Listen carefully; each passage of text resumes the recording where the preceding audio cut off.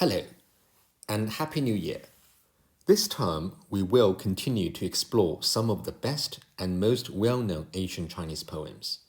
Most of them will still be poems from the Tang Dynasty, the most prosperous and golden era of poetry, as you already know. But we will also look at some poems from other eras. Let's start with a short poem, a 五言绝句. That is a four-line poem, each line with 5 characters.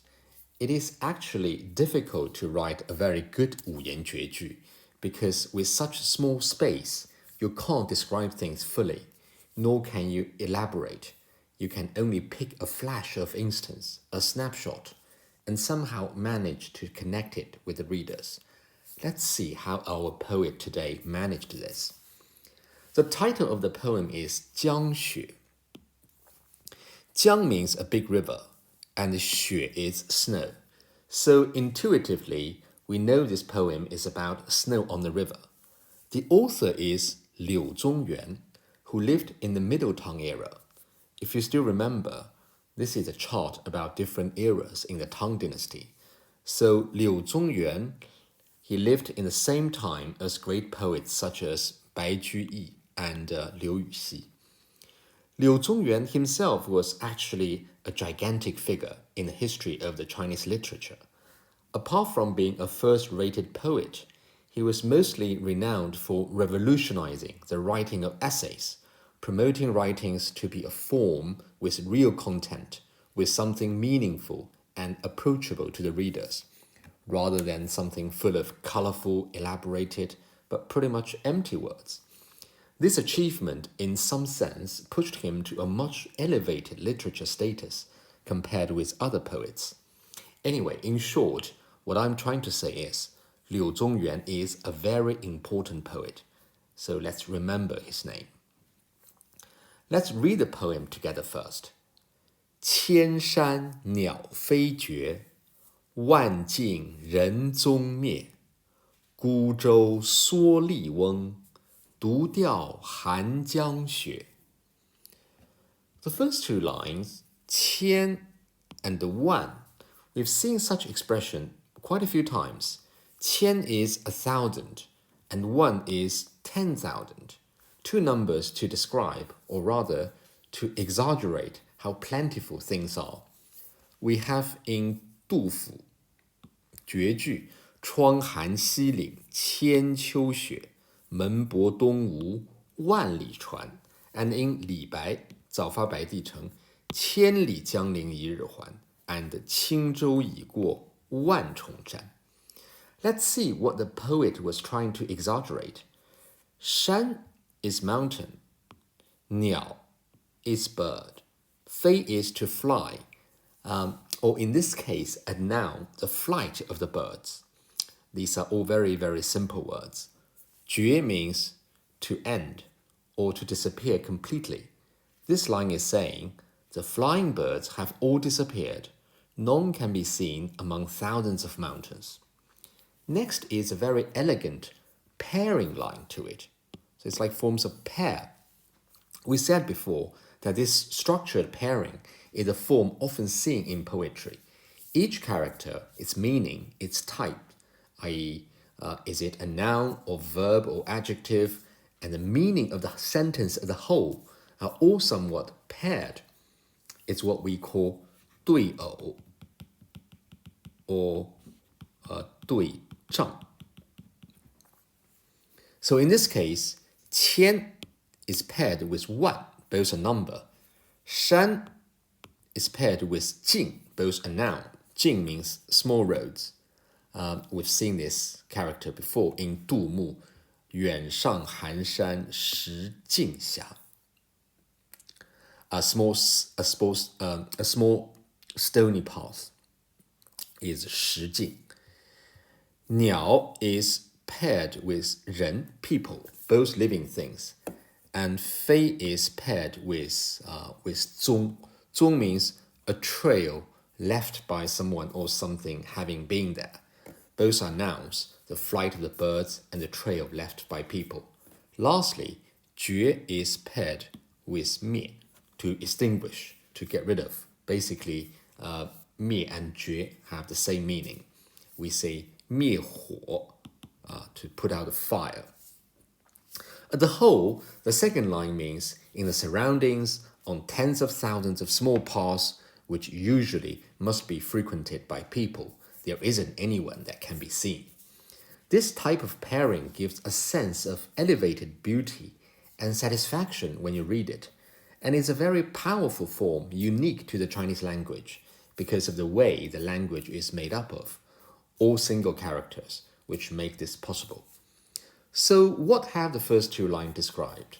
They described a cold, lone scene in the winter. No living thing can be seen, and the world is almost empty. What is a mood when we read this? It must be very chilly, very lonely, very heavy. Definitely not a very happy scene. We can relate to the title, Snow on the River, which might bear the same kind of heavy mood. But so far, nothing is said about river or snow. Both are revealed in the next two lines. 孤 is lone or lonely. 舟 means small boat. We have 李白轻舟已过万重山, 舟. 蓑 is a type of grassy plant that people used to make clothes with, which is waterproof, so can be used as a raincoat. And li is a type of wide hat that people use to protect against rains. So this is what 蓑衣, okay, 蓑 clothes look like. And this is what li looks like. So we have 蓑笠. Together we have 蓑笠, basically a rain hat made from this 蓑 plant. And 翁 means an old man. So we have an old man with a 蓑 hat on his head in a small lone boat on the river. What is he doing? Is he with someone else? No, he is all by himself. 独 means alone. And 钓 means fishing. So he is by himself alone, and he is actually fishing. And what it is like when he is doing this? It's cold, 寒, and it's snowing on the river. 江雪, snow on the river. Now, what do you feel? We feel some coldness from the first two lines, and now feel even colder. The loneliness of both old man and the boat, the cold river, the falling snow, all against a background of complete silence and emptiness. But on the other hand, it's not all gloomy. The fisherman, after all, is still there doing his job, not abandoning his post. He is not moved at all by the adverse weather. What does it say? It also shows the perseverance and strong willpower of the fisherman. So there is definitely a sprinkle of optimism in this scene. The optimism of enjoying what you can and carrying on what you're used to, not affected by changes from outside.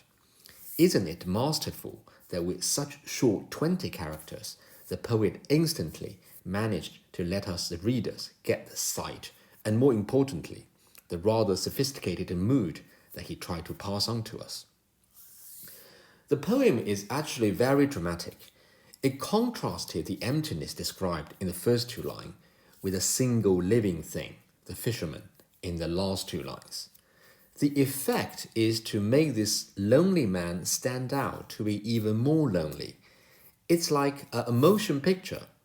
If we look at it, at the beginning of a still scene, total emptiness and nothingness with background of mountain and path, etc.